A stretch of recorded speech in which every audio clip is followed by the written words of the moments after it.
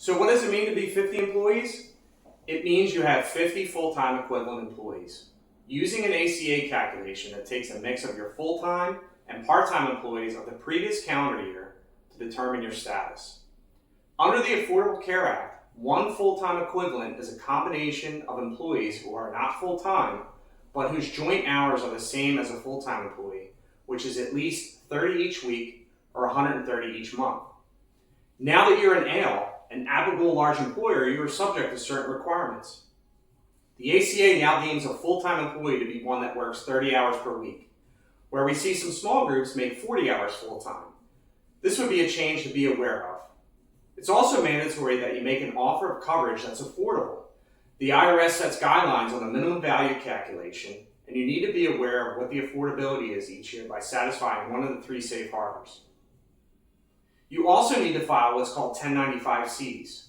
It's a form that documents the months that employees are eligible for coverage and illustrates the cost of the lowest monthly premium the employer paid. In the under 50 fully insured market, the insurance carrier handled this reporting requirement. Now it's your responsibility as the employer to file these reports.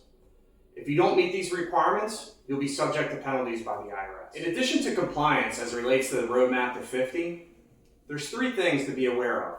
First is the product portfolio.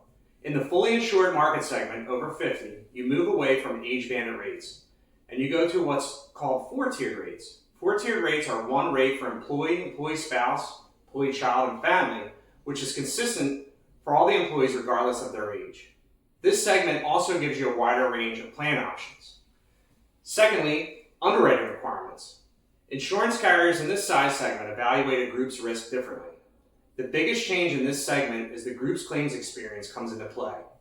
As an employer, you need to be more cognizant of the plan designs you put in place to assist with mitigating costs.